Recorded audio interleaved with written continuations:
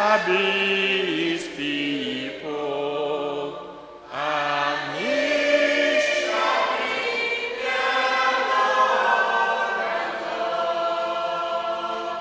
Behold, among men, the dwelling place of God shall be his people, and he shall be the Lord and God. N'afa Nna na Nwa na Mmụọ Nsọ.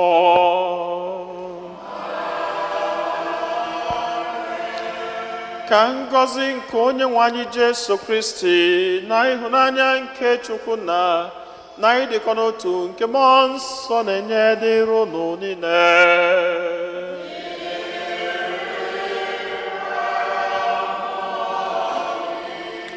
Ụmụnne m na Kristi, anyị niile agbakọtago ọnụ n'obi Chineke iji oluke na Onyenwe anyị maka ihe ọma niile nke ọ na-eme na ndụ anyị, maka ngọzi ya niile n'ebe anyị nọ. Ọkacha odudo odula anyị n'izu ụka gara aga wee dubata anyị n'izu ụka ọfụ nke anyị banyere tata. Ka anyị na-ekene Chineke maka ihe ọma ndị ahụ niile. Ka anyị na-ewelụkwazị onwe anyị, ezinụlọ anyị, atụmatụ anyị niile nke izu ụka ọfụ n'ụwa na-erunye n'aka Chineke. Onye si anyị, rejoice not because of what you have done or what you have seen, but rejoice because your names are written in the book of heaven. Anyị na-asị ka mbọ niile nke anyị na-agba n'ụwa n'ụwa ka ọ rapụ anyị n'iyi site na Kristi Onyenwe anyị. Anyị nwekwazịla ọtụtụ ebumnobi ndị ọzọ nke anyị ji gbakọta ọnụ n'aja masị n'ụwa ka anyị natazịa n'isi a na runye Chineke ebumnobi ndị ahụ niile.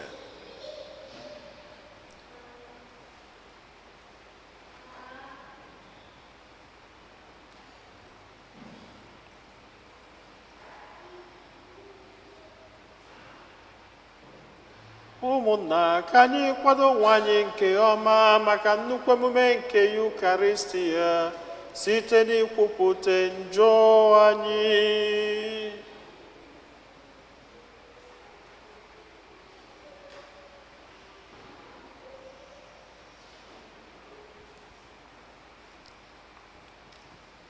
Ekwupụta m ngwa Chineke ji ike niile.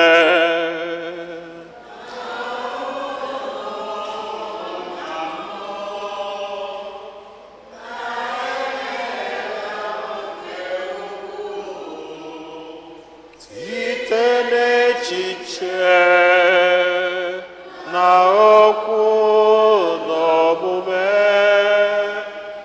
na site n'ịrapụ ezi omume kwesịrị na mụ ga-eme, site na mmehie m, site na mmehie m, site na mmehie m nke kasịrị ukwuu.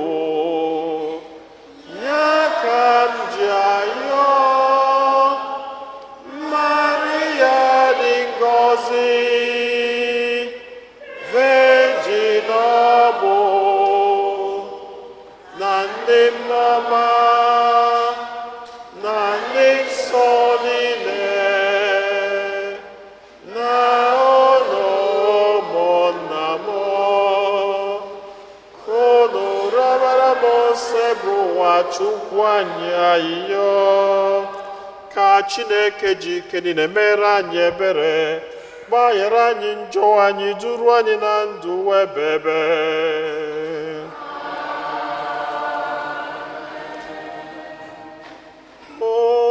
Otito dịrị Chineke n'elu kasị enu.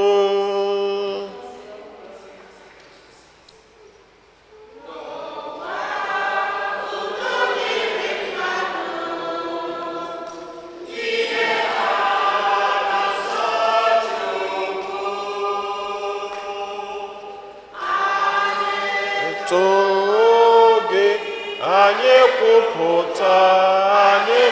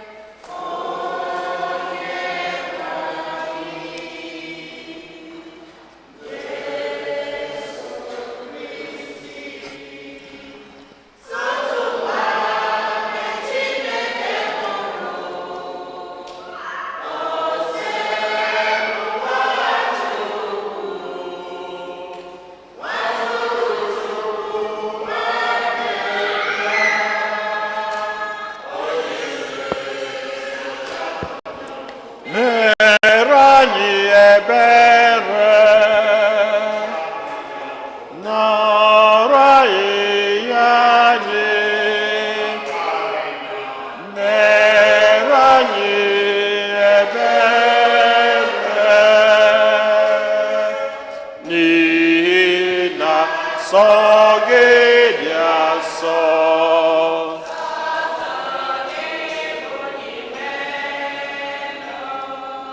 N'ihi na asọ gị dị asọ.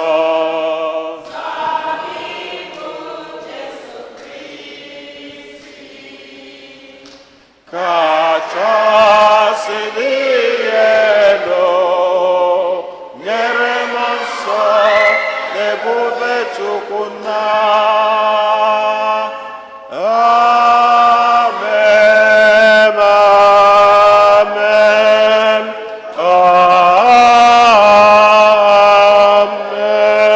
amen. Anyị yọọ. Chineke anyị, site n'irube isi nke nwa gị ikulitere ụwa dara ada, biko nye anyị bụ ndị kwere na gị aṅụrị dị asọ, mekwa ka anyị bụ ndị ịgbapụtara n'ịgba ohu nke njọ nweta aṅụrị dị ebebe. Anyị yọrọ nke a site na dị nwe anyị Jesu Kristi nwa gị, onye gị na ya dị ndụ na-achị n'ịdịkọ n'otu nke mmụọ nsọ, otu Chukwu, site n'ụwa ta ụwa niile.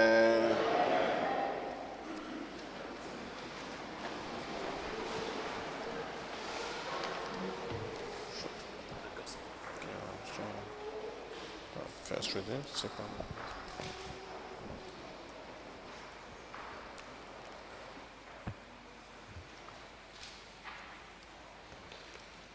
Ihe ọgụgụ ewetara n'akwụkwọ onye amụma Aịzaya. Jerusalem ṅụrịwa, unu bụ ndị hụrụ ya n'anya, nweenụ obi ụtọ maka ya. Unu bụ ndị na-eruburu ya uju, ṅụrịwaranụ ya, ṅụọnụ ara ya na-enye nkasi obi, were ya ṅụjuo afọ, jiri na obi ụtọ ṅụọ ara ya jupụtara n'otito. N'ihi na Onyenwe anyị kwuru sị, ana m eziga udo na-ehu dịka mmiri n'ebe ọ nọ. Nnukwu mmiri na-aga aga ka m ga-eji nye mba niile otito. Ọ ga-ebu ụmụ ọ na-azụ azụ n'obi ya, kuru ha n'apata ụkwụ.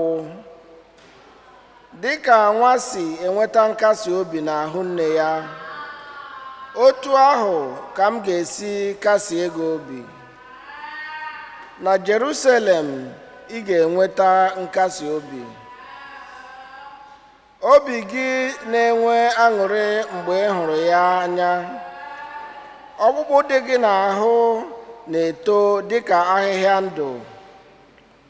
Di nwenụ ga-asaghepụrụ ụmụ odibo ya aka ya.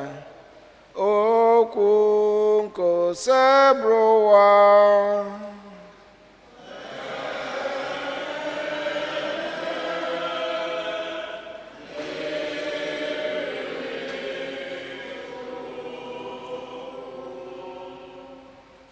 Mba niile, werenụ aṅụrị tigara Chineke mkpu ọṅụ.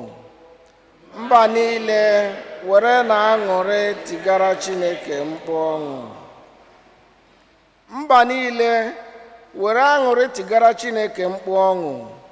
Kwerenụ aha ya ukwu otito. Nyenụ ya otito kwesịrị ekwesị. Gwanụ Chineke sị, lee ka ọrụ gị si dị ịtụnanya. Mba niile.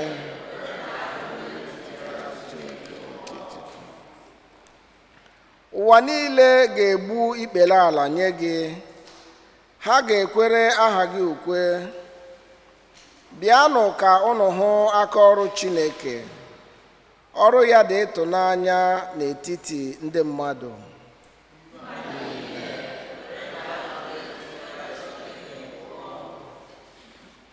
O mere osimiri ọbụla ala kpọrọ nkụ.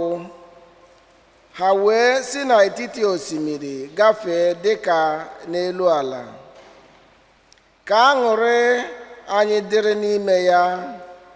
ike ya ka o ji achị ebighị ebi ebighị ebi.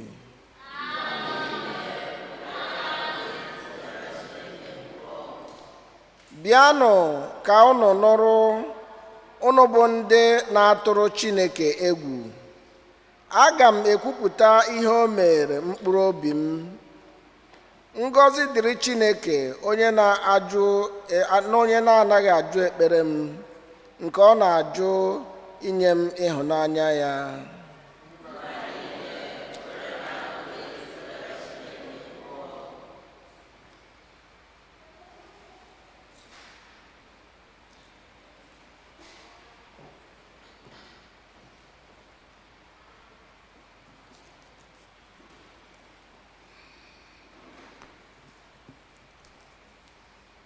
Ihe ọgụgụ ewetara n'akwụkwọ ozi Pọl dị Nsọ degara ndị Galatia.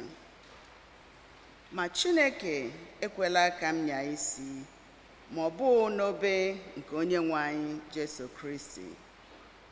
N'ihi na Chineke sitere n'obe ya mee ka ụwa bụrụ ihe nwụrụ anwụ n'ebe m nọ. O sikwara na ya mee ka m nwụọ n'ebe ụwa dị. N'ihi na obibi ugwu abụghị ihe, ebighị ugwu abụghịkwa ihe. Kama ihe dị mkpa bụ mmadụ ịbụ onye ekearịrị ọhụrụ. Ka udo na ebere Chineke dịkwasa ndị na-adị ndụ dịka ụkpụrụ nke a si dị. Ka udo na ebere Chineke dakwasị ndị Izrel ọhụrụ nke Chineke. Na nkwubi okwu m, site n'ugbu a, onye nyekwala m nsogbu ọzọ, n'ihi na ebu m n'ahụ m ọtụtụ apa nke na-egosi na abụ m ohu Jesu Kristi. Ụmụnna m, ka amara nke onye nwe anyị Jesu Kristi dịnyere mmụọ unu. Amen. Okwu nke osebụrụwa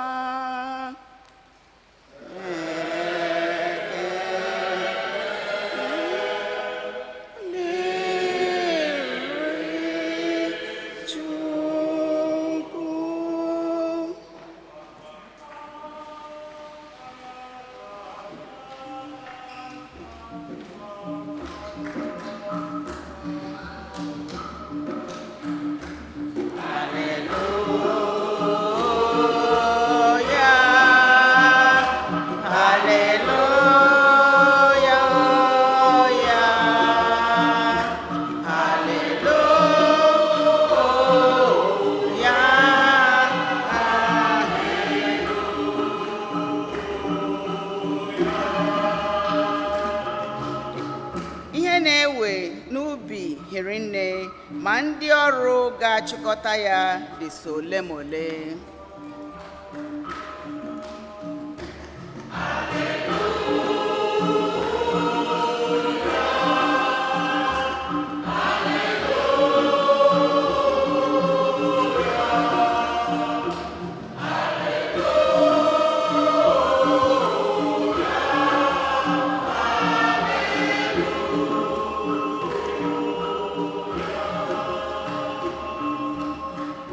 Onye nwe anyị nọnyere unu.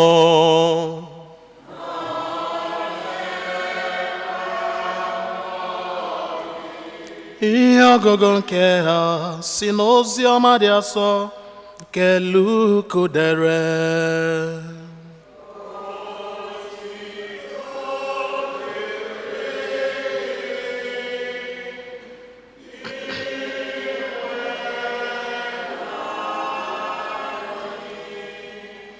Mgbe ihe ndị a gasịrị, onye nwe anyị họpụtara 10 ụmụ nwoke 72 ndị ọzọ, wee zipụ ha abụọ abụọ ka ha buru ụzọ baa n'obodo ọbụla oge n'ebe ọbụla ya onwe ya na-ejikere ịbịa. Ọ gwakwara ha sị, owuwe ihe ubi hiri nne, ma ndị ọrụ ubi dị sọ ole ma ole. Na-arịọ na onye nwe ihe a na-ewe n'ubi ka o zite ndị ọrụ n'owuwe ihe ubi ya. Jeenụ lee, ana m ezipụnụ dịka ụmụ atụrụ ezipụrụ n'etiti agụ. Unu ewela akpa ego ma ọ bụ akpụkpọ ụkwụ. Unu akwụsịkwala n'ụzọ ikele onye ọbụla. Tupu na banye n'ụlọ ọbụla, buru n'ụzọ sị, udo dịrị ụlọ a. Ọ bụrụ na onye udo bi n'ebe ahụ, ka ekpere udo unu dakwasị ya. Ma ọ bụrụ na onye udo bi n'ebe ahụ, ka ekele udo unu laghachikwute unu. Unu esila n'otu ụlọ baa n'ụlọ ọzọ na-enweghị ebe unu na-anọ, kama nọgidenụ n'ụlọ ahụ anabatara unu nke ọma, na-erinụ na-aṅụkwanụ ihe ahụ echere unu n'ihu, n'ihi na onye ọrụ kwesịrị ụgwọ ọrụ ya. N'ime obodo ọbụla unu banyere, ndị obodo ahụ anara unu nke ọma, rie n'ihe ọbụla ha chere n'ihu unu. Gwanụ ndị ọrịa nọ n'obodo ahụ, gwanụ ndị obodo ahụ sị, alaeze Chineke abịarula unu nso. Ma mgbe unu banyere n'obodo ọbụla, ndị bi n'obodo ahụ anaraghị unu nke ọma, pụọnụ n'okporo ụzọ ya, kwuonụ sị, ọbụla aja si n'ọbụ ụkwụ anyị, ọbụla aja si n'obodo unu nke takọrọ n'ụkwụ anyị, anyị na-etichapụ ya, ka ọ bụrụ akaebe gbagidere unu. Otu ọ dị, maranụ nke ọma na alaeze nke Chineke abịaruola unu nso. N'ịgwụ n'eziokwu, n'ụbọchị ikpe Chineke, obodo Sodom ga-aka obodo ahụ mma.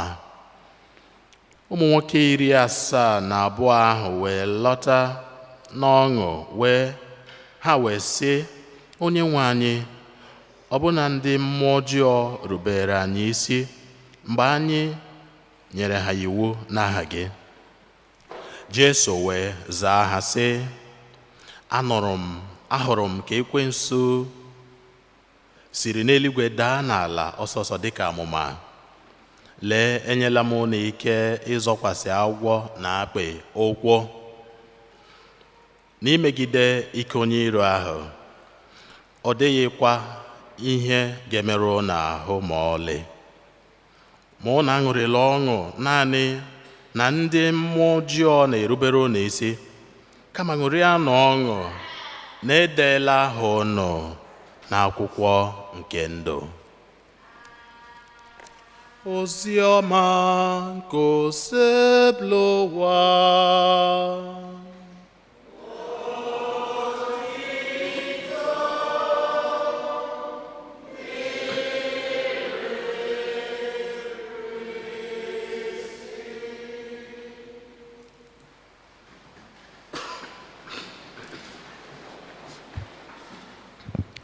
Otito dịrị Jesu. Praise the Lord. Hallelujah. Our Lord is good. And all the time. Angels are saying, you are worthy. Oh Lord, you are worthy. Angels are saying, oh. You are worthy, you are worthy. Angels are saying, you are worthy, oh Lord. Oh Lord, you are worthy, oh Lord. Imariya ho mere, mjine kele ya. Imariya ho mere, mjina jayama. Mjine kele ya.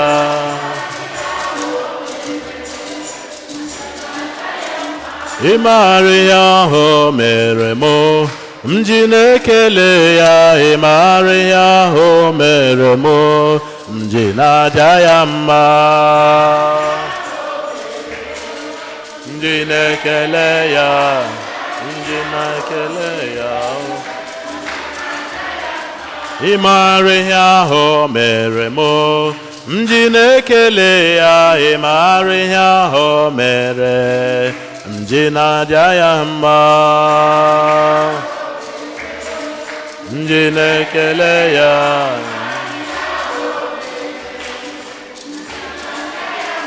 elu ụwa ya ma mma dị njọ ekwerewo na gbaba n'ime Chineke ya ma mma dị njọ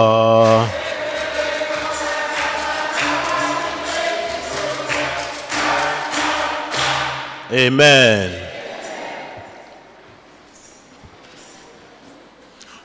Ụbọchị ụka niile Chineke nwere ozi ọ na-ezi anyị. Every Sunday God has a message for us. Message of life, message of hope, message of salvation, message of eternal life.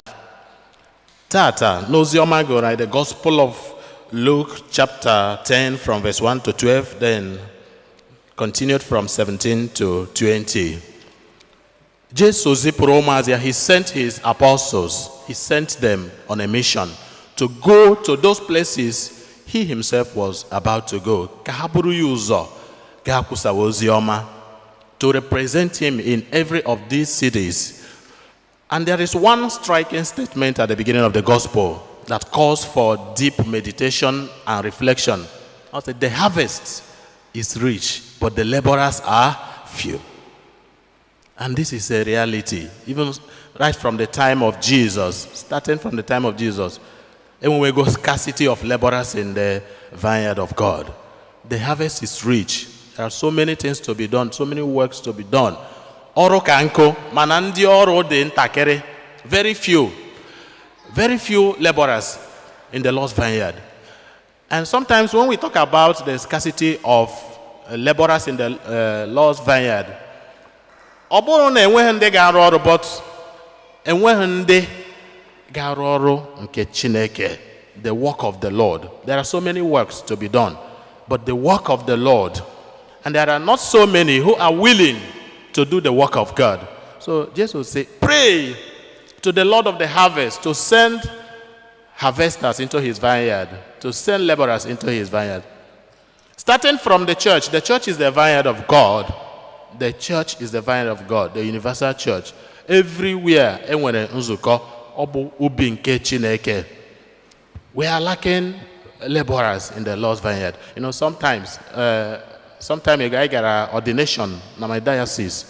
So every priest from different parishes and wherever they are working gathered for this ordination. Chrism Mass.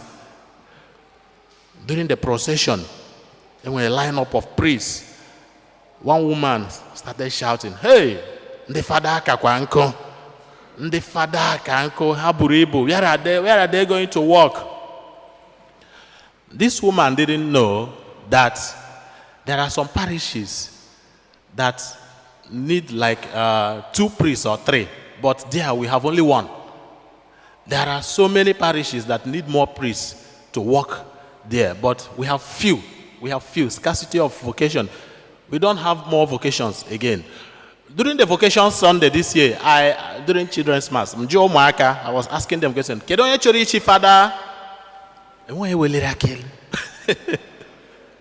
Kedu onye chọrọ ichi sister?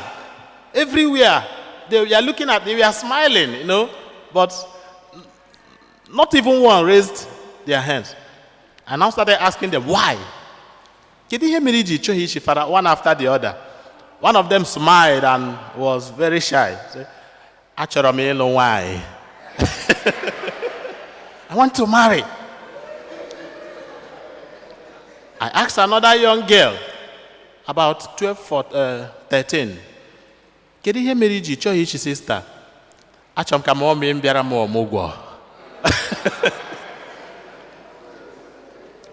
Well, you will not blame them so much because the society today the society we live, there are not so many people who would like to go into priestly vocation or religious vocation. Why? Because the society is getting more and more interesting, exciting, technology everywhere.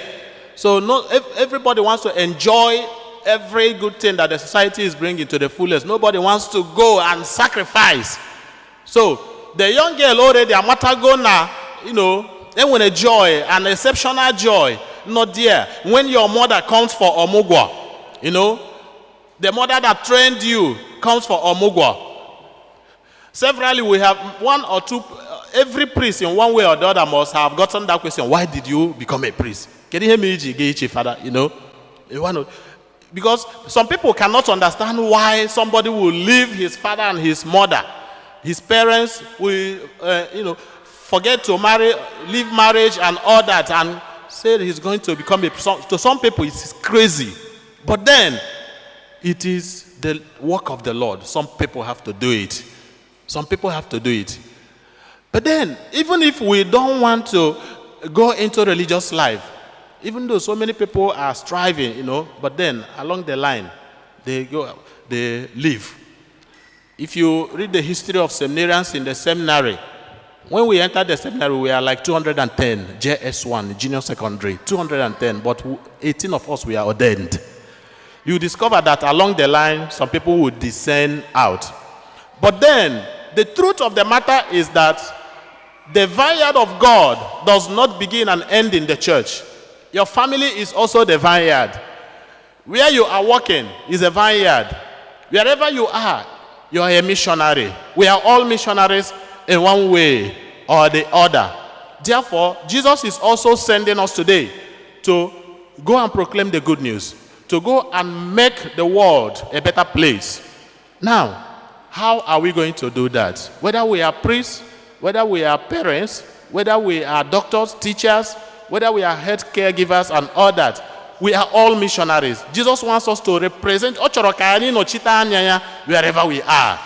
So that people will look at us and say, this person is a Christian. This is a child of God. Whoever we are, Jesus is sending us out. Now, what are the tools for the work that he's sending us to do? He told the disciples, do not carry bag to be picking money as you are going. People, because people will distract you with money. People will deceive you with money, and you will forget the mission when you are chasing money. Say, do not go with spare sandals. Why? The spare sandal represents, accumulation of wealth and so many things. It represents, okay, I have something I'm wearing now, but what about tomorrow? We start thinking about tomorrow. And when you start thinking about tomorrow and all that, you forget the mission. And now he told them, he gave them only one tool. Any house you enter, tell them, peace be with you. Peace. That is the only tool for the work. Tell them, peace be with you.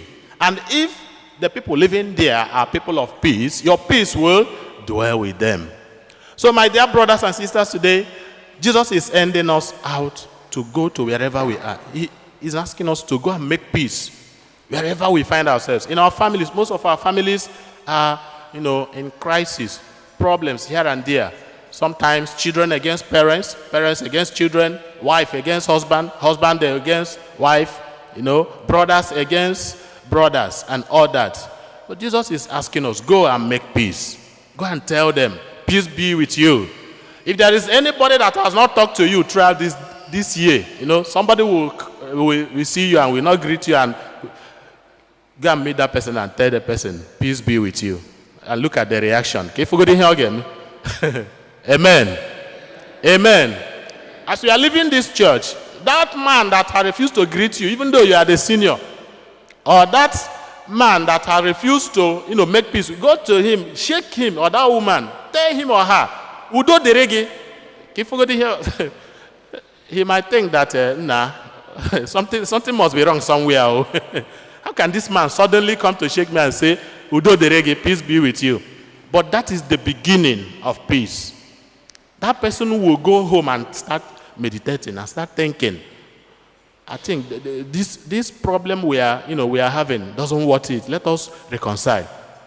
So, my dear brothers and sisters, Jesus is sending us out. And now, we ask ourselves the question, who are we working for?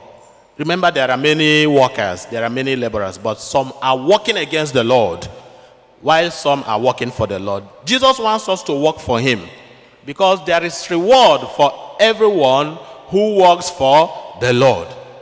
Anyone that works for God, there is reward. Sometimes we limit the reward to earthly gains. Ihe a ga-enweta n'ụwa, ụgwọ a ga-akwụ anyị, and aka ga-akụrụ anyị, and all that. Remember, Jesus told them, when they came back, I said, oh, even the devil was bowing as we are going. We healed the sick. We did miracles. We did fasting, 200 days, 50 days. These things, I know it will happen, but be careful. Let not these miracles deceive you. Make sure your name is written in the book of life. Salvation of the soul. After everything you have done for God, make sure, after writing people's name in the book of life, make sure, go back and check if your name is there. That is what Jesus is telling us. That is what he's telling us. Go back and check if your name is there. So, are we working for God? If in our family we are not working for peace, then we are working against God. If there is any way we are, putting people in pain, we are hurting people, then we are working against God. There is this story, after the Nigerian Biafran war, there was hunger, as it is now. The one now in Nigeria is better than, is heavier than the one after the war. Yes. There was hunger, no work. People were suffering. There was one rich man in Ibadan. He had a farm where he planted so many tubers of yam. So he wanted to help people, but he didn't just want to call people to start working so that people will not, reap where they did not sow, or lazy people will not come and partake in what they did not work for. So he went out and started calling people, those who were looking for work, come and work in my yam farm. People started coming from different areas. They started harvesting the yam. When this thing was going on, some of them were climbed on the trees. We are telling stories, Some of them were smoking. Some of them were drinking. Thinking at the end of the day, everybody will be paid. And they thought that he was going to pay them. And some left the farm and were working at the neighbor's farm. At the end of the day, in the evening, he called all of them and said, whatever you harvested, bring it. I want to see. Each of them, one after the other. The hard-working ones packed heavy loads of yam, and everybody was waiting for the pay. He told them, whatever you harvested, carry and go and feed your family.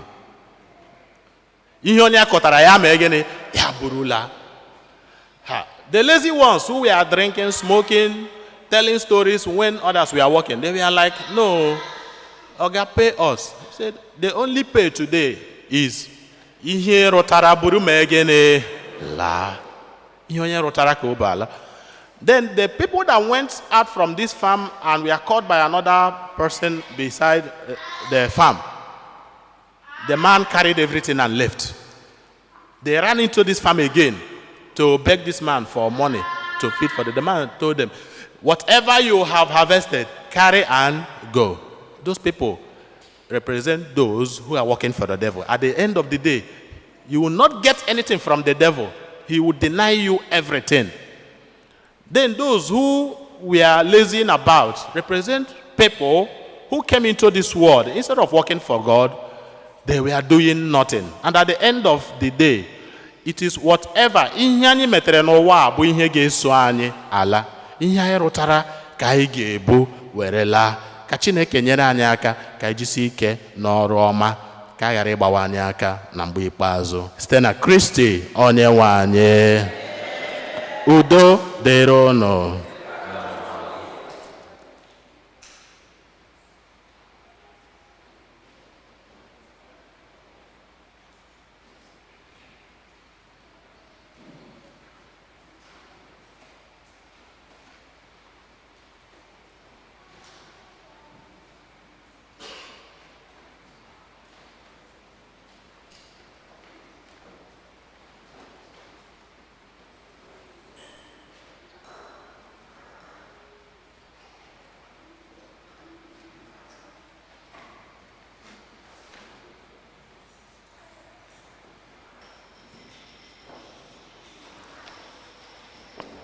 ekwe m n'otu Chineke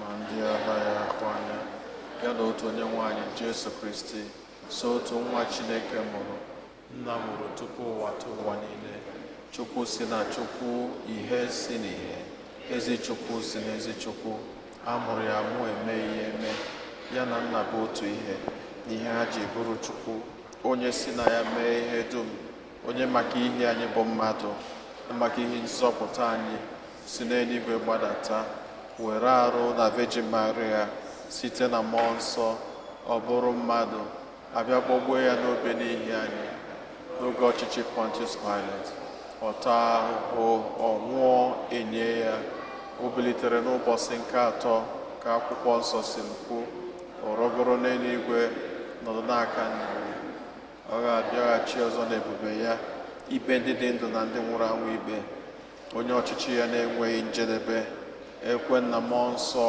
onye nwe anyị na-enye ndụ, onye si na nna na nwa pụta, onye a na-esegburu na-etokọdo ya na nna na nwa, onye si na ndị amụma kwuo okwu, ekwe m n'otu nzukọ nsọ Katọlik na apọstọlik, ekwupụta m otu baptizim nke mgbaghara njọ, ana m atụ anya mbilite n'ọnwụ ndị nwụrụ anwụ na ndụ ụwa ga-abịanụ.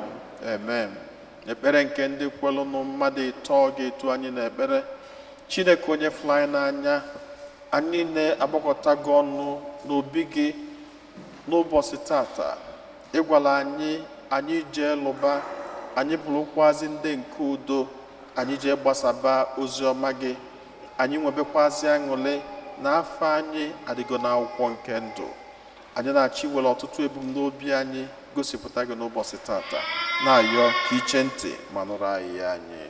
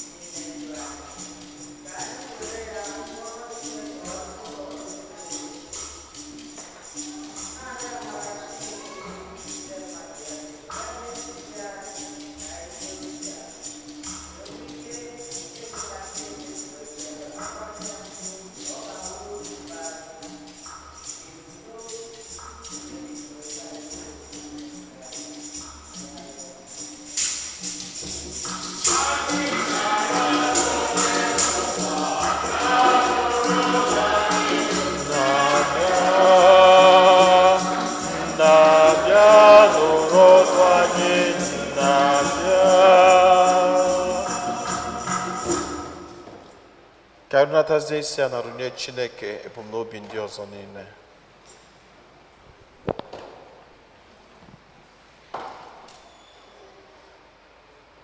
Chineke onye fụrụ anyị n'anya, anyị ewelugo ọtụtụ ebumnobi anyị, ezinụlọ anyị, atụmatụ anyị niile wee na-egosipụta gị n'ụzọ pụrụ iche. Anyị ma nke ọma na ị na-ene anyị anya na ifukwazịla anyị n'anya. Anyị na-ayọ ka iche ntị ma nụrụ anyị ya anyị niile. Na jamasị n'ụwa n'ụzọ pụrụ iche, ndị otu Charismatic Prayer Group na-erunyekwazi ya maka ezumike mkpụrụ obi Pope anyị Francis. Ezinụlọ Ugochukwu Martin na-ekenekwazi Chineke maka nwa ọfụ nke o nyere ha. Ihe ndị a niile ka ayọ ma kwere na ị ga-emela anyị karịa ka anyị pụrụ ịyọ gị site na Kristi onye nwe anyị.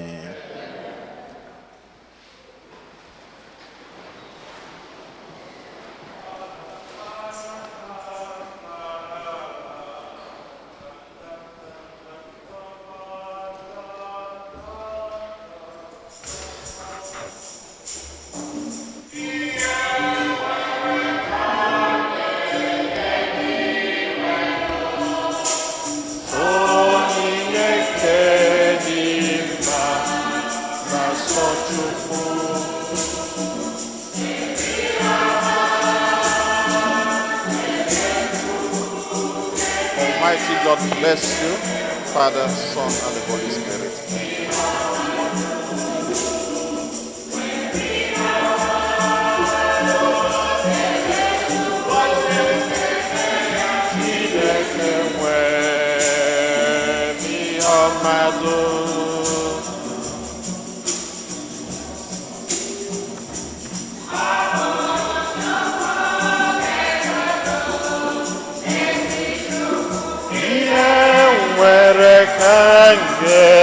Yedi weno zoni nyekedima na sochufu weri homa.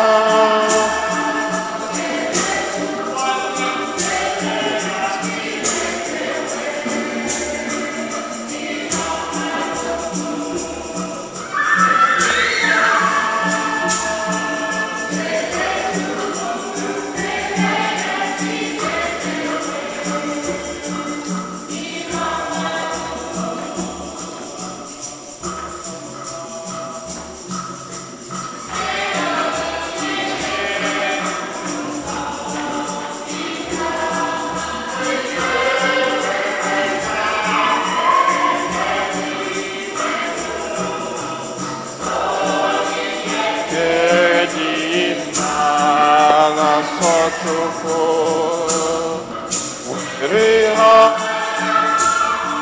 kene chukwu Chineke mem.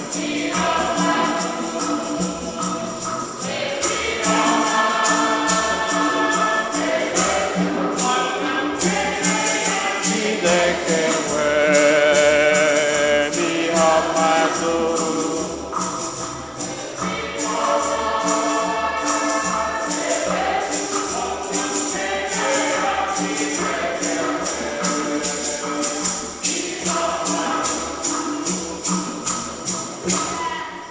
Rịọbanụ ụmụnna m ka aja mụ na unu na-achụ bụrụ ihe ga-asọ Chineke ji ike niile nara nọ.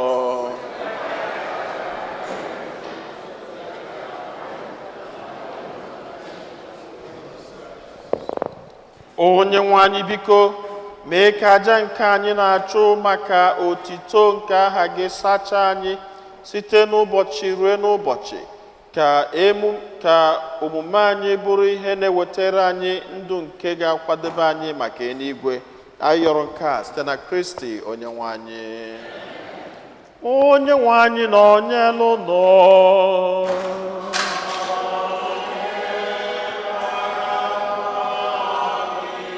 Mwenite n'obi ihe nọ.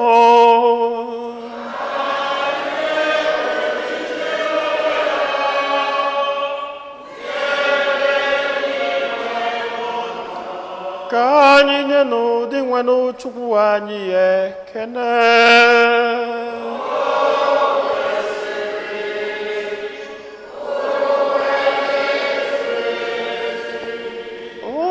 kwesịrị ezi ya bụrụkwa ihe ziri ezi na-azọ ndụ, na anyị ga-enye gị ekele oge niile n'ebe niile, o nna dị nsọ, Chineke ji ike niile, onye dị ụwa tụwa site na Kristi dị nwe n'ụwa anyị, onye sitere n'obe ya na mbilite n'ọnwụ ya zọpụta anyị na njọ na ọnwụ ebebe, sitekwa na ya gbabata anyị n'ọkwa dịghị otito, nke anyị jiri bụrụ agbụrụ ahọtara ahọta, ndị nchụaja nọ n'ọkwa eze, mba dị nsọ ndị Chineke nwetara onwe ya, ka anyị bụ ndị siri n'ọchịchịrị gbabata n'ihe nke gị dị ebube, na-ekwupụta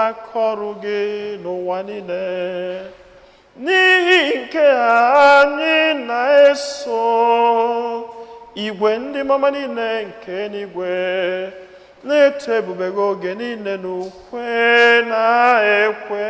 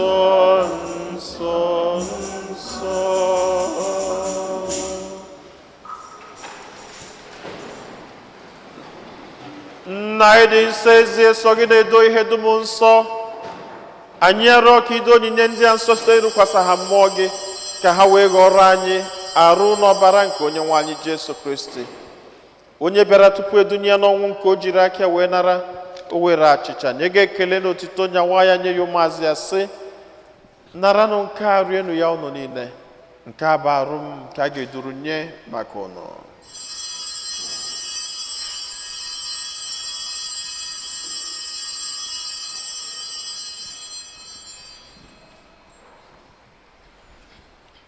Otu akwa ka o si mee mgbe ha richara nri anyasị, o buru iko mmanya nyekwa gị ekele na otito, bunye ya ụmụazụ ya, sị, naranụ nke a, ṅụọnụ ya ụnụ niile, nke a bụ iko nke ọbara m, nke ọgbụgba ndụ ọhụrụ dị ebebe, a ga-agba ya n'ihi nna n'ihi mmadụ niile, ka e were gbaghara njọ. Na-emenụ nke a na ncheta nke m.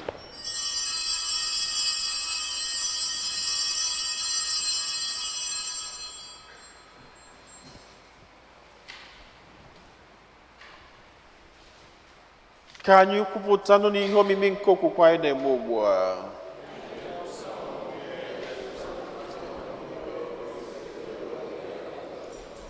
Nna, na ncheta nke ọnwụ na mbilite n'ọnwụ nke nwa gị, anyị ebunye gị achịcha nke ndụ na iko nke nzọpụta. Anyị na-ekele gị n'ihi na ikwere ka anyị dị mma ikwuru n'ihu gị na-efe gị. Anyị ji ume a na-arịọ ka anyị bụ ndị na-anata arụ n'ọbara nke Kristi bụrụ otu site na njikọ nke mmụọ nsọ. tinwanu cheta nzukọ gị gbasara n'ụwa niile, mee ka ịhụnanya gị jupụta ya. Gozie pope anyị bụ Leo na bishọp anyị bụ Robert na ndị ofufe ọta gị niile. Chetasịkwa ụmụnne anyị ndị nchekwube kembilite n'ọnwụ gaa na ezumike nke ọnwụ, kpọbata ha na ndị ọzọ niile nwụrụ anwụ n'ihe nke ihu gị. Anyị arịọ ka i mere anyị niile ebere, ka anyị soro Virgin Maria dị ngọzi, nne nke Chukwu, na ndị apọstọl gị na ndị nsọ gị niile ndị mere uche gị kemgbe ụwa ta ụwa, were keta ndụ ebe ebe. Ka anyị sorokwa ha na-eto gị, na-edo gị ebube site na Jesu Kristi nwa gị.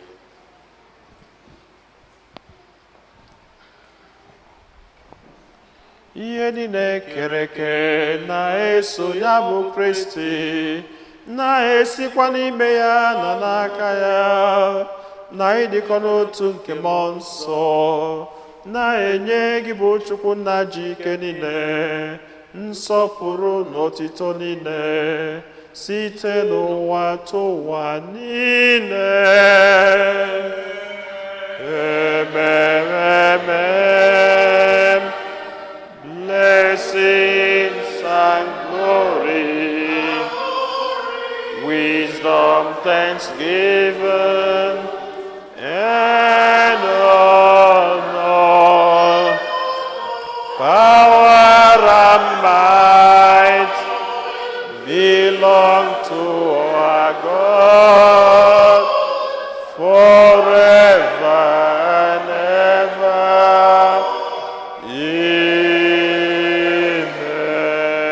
Amen. Anyị nọ n'eluigwe,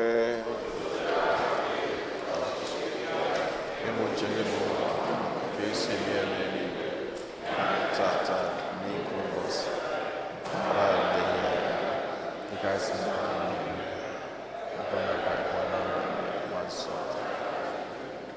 zọpụta n'anya anyị na-arịọ gị osebụrụ ụwa na-ajọ ihe niile, were ebere nye udo n'oge nke anyị site n'inye aka ebere gị, ka zọpụta anyị niile na njọ oge niile. Anyị were gbanahụ nsogbu niile, were nchekwube dị nsọ na-atụ anya maka mbịaghachi nke onye nzọpụta anyị Jesu Kristi. Onye nwe anyị Jesu Kristi, onye gwara ndị apọstọl gị, udo ka m na-arapụrụ n'udo nke m ka m na-enye unu, elekwa n'anya na njọ anyị, kama lekwasị anya n'okwukwe nke nzukọ gị. Nye ya udo na ịdịkọ n'otu mgbe niile ka uche gị siri chọọ, gị bụ onye dị ndụ na-achị ebe ebe. Udo nke osebụrụ ụwa dịrị unu mgbe niile.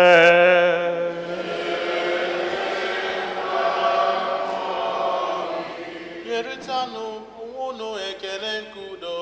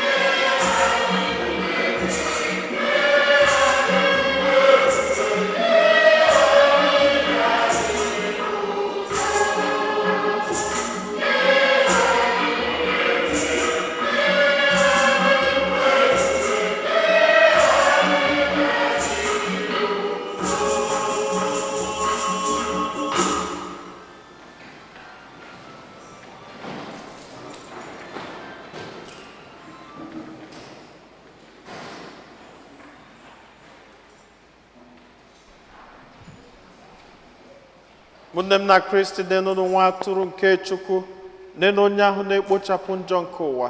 Anyị niile nwekwa n'isi ọma bụ ndị akpọ n'ori nke nwa atụrụ Chineke.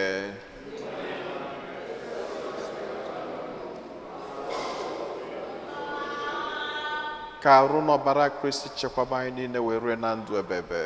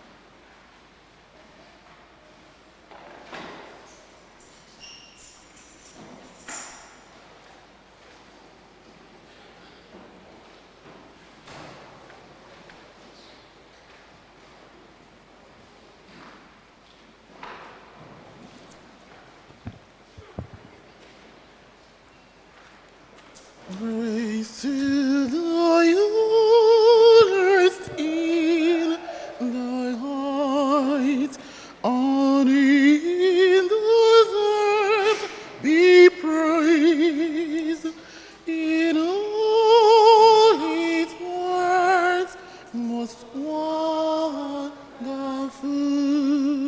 most surely in all his ways.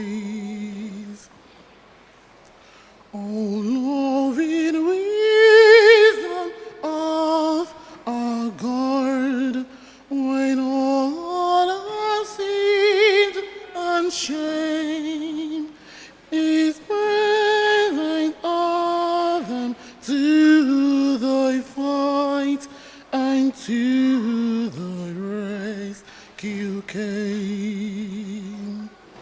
O wise I saw the flesh and blood which did in all fail, should strive afresh against their fall, should strive and should prevail.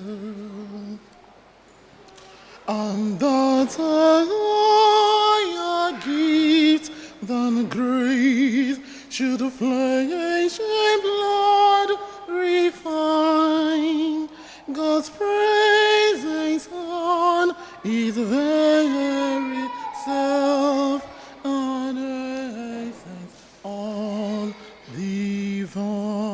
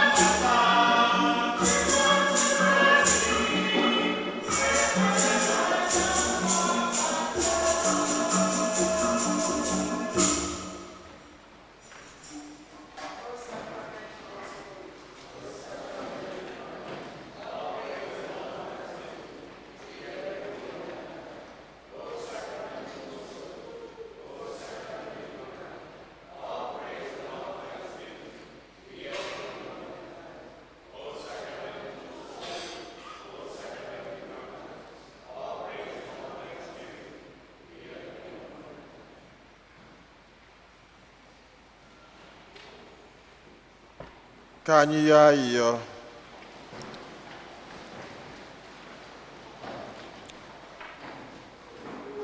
Onyenwe anyị, onyinye i nyere anyị n'oriri nke a ebuka. Biko anyị na-arịọ gị mee ka anyị nara onyinye nzọpụta nke a were na-eto gị mgbe niile akwụsị akwụsị site na Kristi Onyenwe anyị.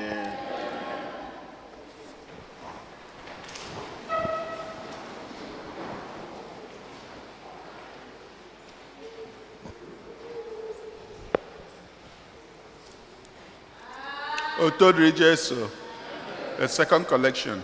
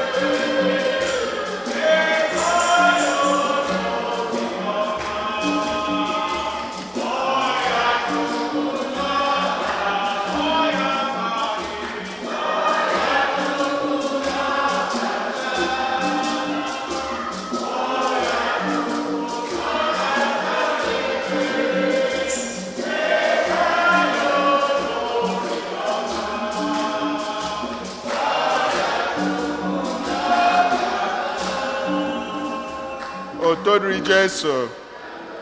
Here, our second parish announcement. Next week, the second collection will be to help with landscaping maintenance. We count on your generosity. Save the date. The African community is holding their 14th annual picnic on Saturday, July 12th, from 1 p.m. to 6 p.m. in Cunningham Park. All are welcome. For more information, see the bulletin. The annual Catholic Appeal Bishops campaign is in progress. Our goal for this year is $24,367. As of now, we have $11,303 in pledges. Thank you for your support. We still need $13,062 to reach our goal. Please help us accomplish it. Every gift is important. Pledge envelopes are available in the back pews. Thank you. Please note that the rectory will be closed on Fridays during the summer months. We invite everyone to join us in praying the 1,000 Holy Hail Mary devotion on Saturday, July 12th, following the 8 a.m. Mass. Dear community, we respectfully ask that if you arrive late to Mass and the priest is already giving the homily, or we are in the moment of the consecration, please wait patiently in the back of the church until the priest has finished. Once that sacred part of the Mass is over, you may proceed to take your seat with reverence. We sincerely thank you for your understanding and cooperation. Respecting these moments is a sign of faith, devotion, and consideration for God and your fellow parishioners. Otodri Jesu. Ndị be St. Martin's, Ogia, Chinedu, and Ijeoma na agọzi nwa ha mere Chukwu. So No, get there for procession, right? For special blessing.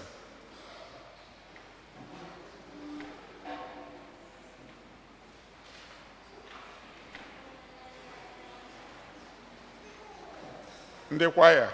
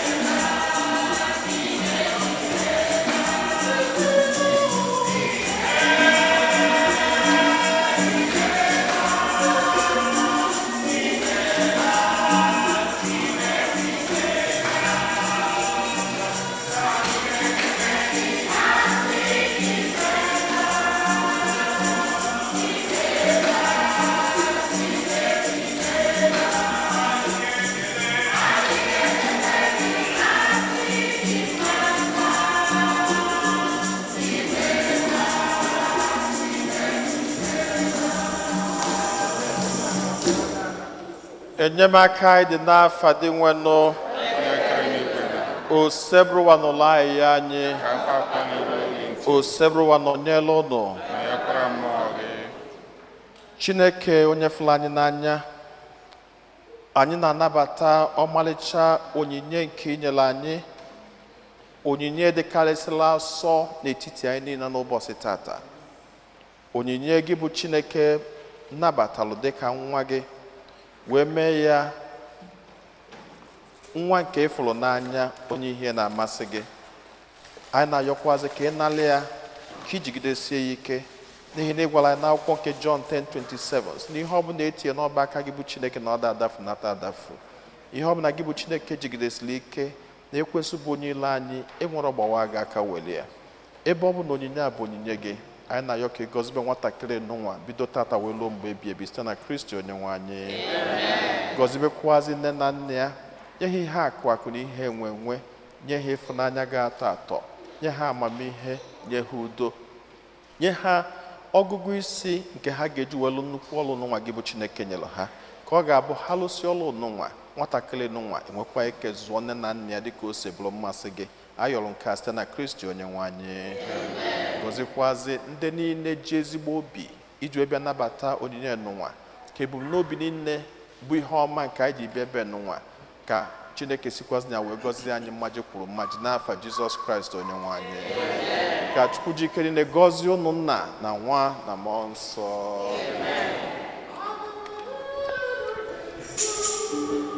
Ini dịkwa mmeri nsọ.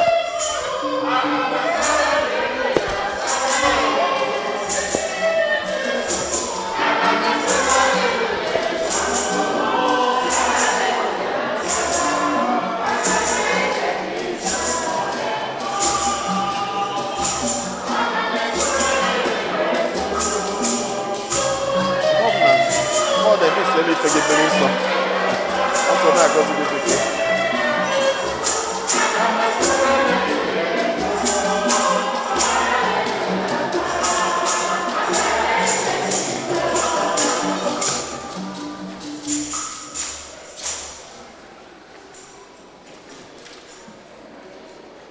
Take that out and bring for Christian mothers. Bring another one. Otodri Jesu. You have first Sunday of the month. And the Christian mother, come for your special blessing.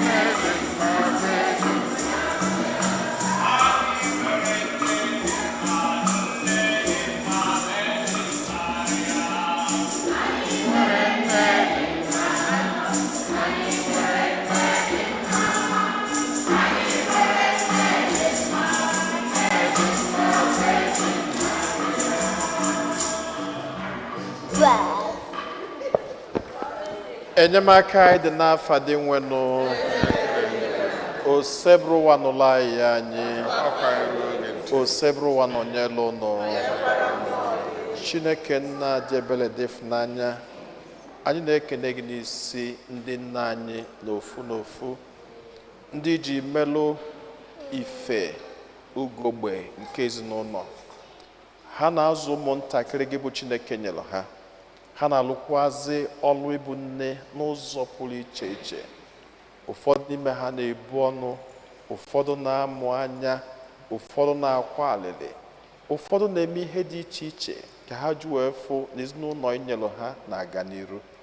Eze nke ebube, anyị na-ayọ ka bido tata gaba ka ị na-eficha ha anya mmiri, na-akasị ha obi, ka ị na-emekwazị ka ha na-afụ ufulu n'ife n'ọlụ niile nke ha na-alụ n'ezinụlọ ha. Welụkwazi ezigbo di wee chọọ ha mma, ndị di ha na-enye arụ ọkụ, mee ka ha ghọta na arụ ọkụ amaja ụmụ nwaanyị n'ụwa mma, ka maka di ha mee ka ndụ ha bụrụ ndụ obi aṅụrị, ka ha bụrụ ụmụ nwaanyị ga-asị we are proud of our husbands.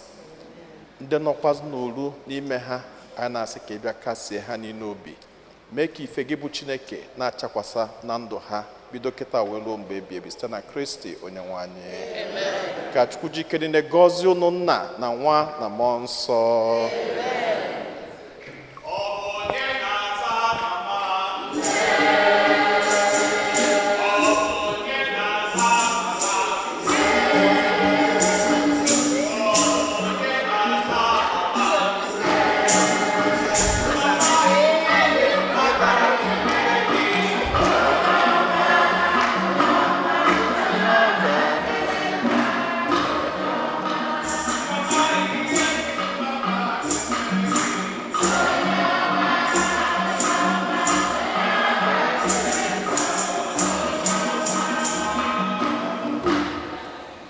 Otodri Jesu.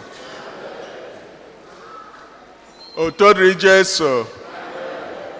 Biko. Ndị community anyị na-eme announcement anyị na-eme recently gbasara mmemme nke surprise mmemme actually for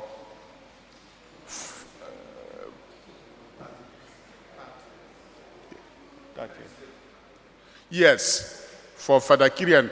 I don't know liar come on server. That's why I'm just Biko Oga on the 30th. It's 18th. It's on the 18th. It's on the 18th of this month. So all 3 or 4 parishes made that meme, including St. Fortunata Parish. But anyway, case you wake responsibilities. So on the Igbo Catholic community and the African community got the responsible for food and most of the drinks. So anyway, case you wake so that ndị Igbo ga-esitere ndị Igbo our ethnic dishes. Ndị ọzọ ga-esikwe some of their dishes in the other ethnic groups. Mana everybody is looking forward to our jollof rice at least. So ekechala the thing, it requires some money. Even here our son, about the whole parish, about 3 parishes, so they are expecting us to be fully involved, starting with the choir. The mass, I do mass here, 7 o'clock. Kage do that mass on that Friday, the 18th. So after the mass, a move to St. Rita's, or a bigger hall. I made the surprise party. So, Biko, our PRO, Ugo, create after this mass, create a committee of friends, WhatsApp forum. I had the community in Legania. So I got contributed to be able to host the food and the drinks. Because everybody is expecting us to outperform. So Biko, at the forum, please follow up immediately and donate. Because Ogad is can we prepare kata for the food? So Biko, let us respond. We have not been doing it openly or announcing it all the time because we are trying to protect the secrecy of part of that event, which is the surprise party at St. Rita's.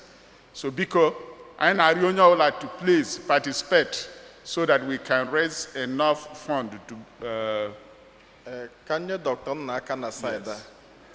Maka nwere okwu Chukwu Fada kwuru, mana Fada lutere ebe ahụ dịka ọ mara obele jump. Fada sị na ọ sị ha, wherever you go, unu si udo dịrị unu. Ọkwa ebe okwu. Mana enwere nke dị n'azụ ya Fada hapụ. Ngwa unu nke ahụ.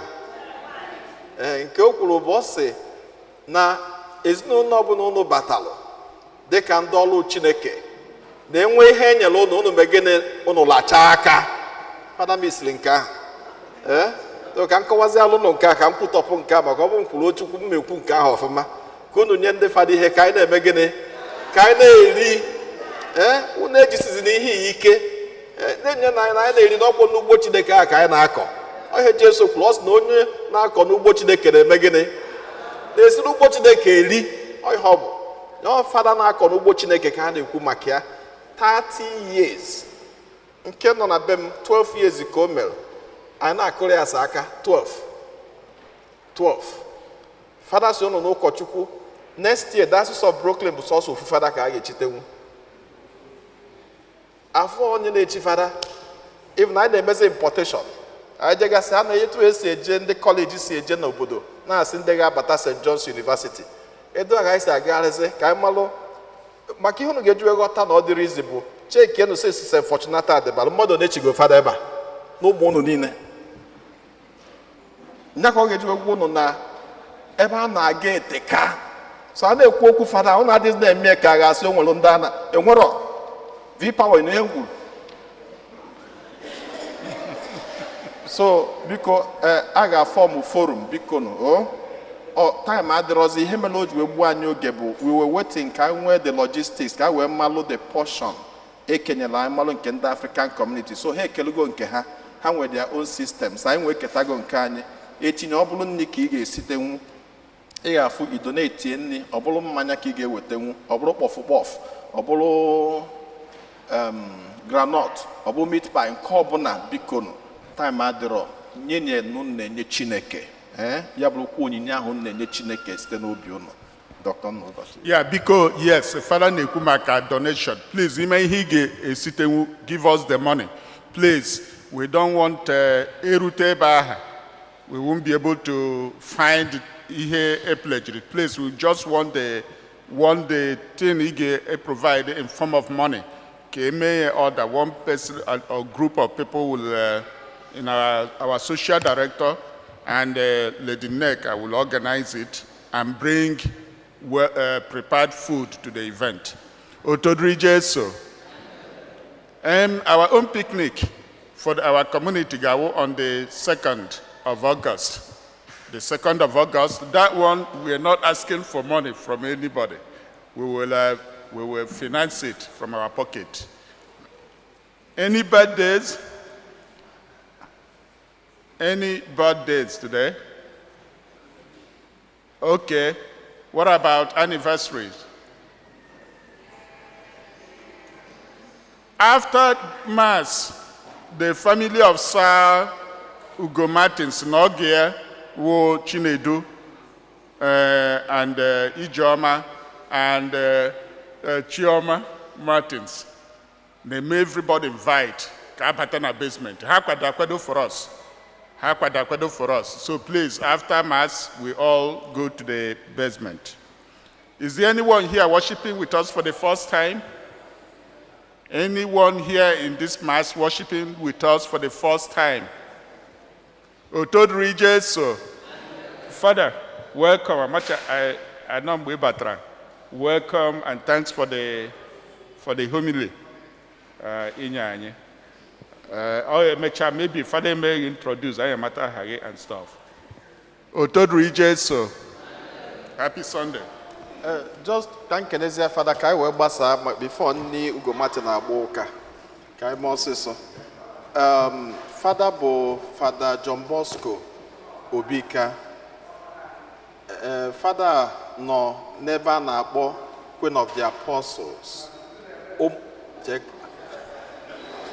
Other than Queen of the Apostles, sitting na Omuago. Gambolo use. Other no Muago Ruala.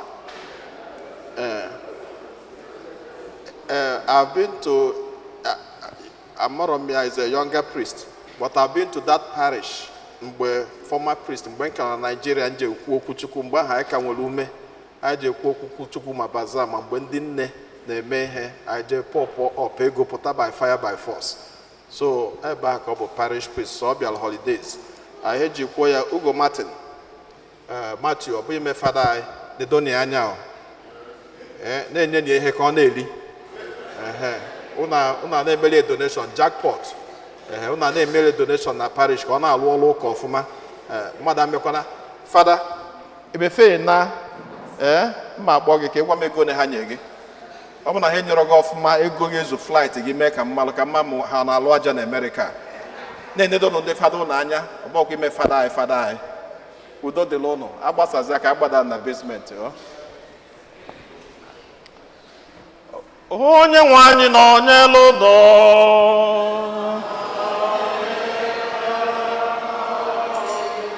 ka Chukwu ji ike niile gọzie unu Nna na Nwa na Mmụọ Nsọ.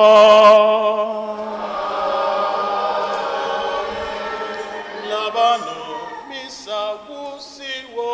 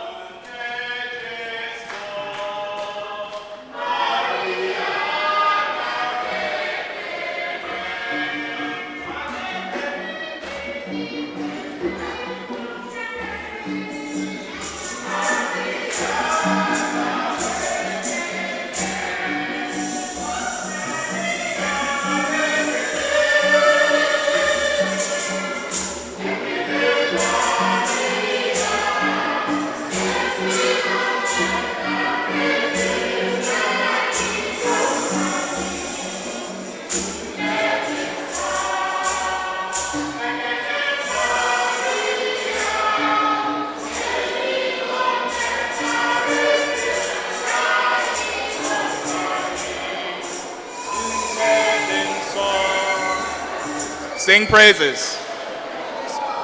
Choir, choir, choir. Are you listening? So as you heard from the announcements, we have a role to play on Father Kirian's 30th anniversary of his ordination on Friday, July 18th. That's less than 2 weeks. So we would have to dedicate some time for a 1-hour choir rehearsal, whether it's this Saturday, Sunday after Mass next week, or another alternate date.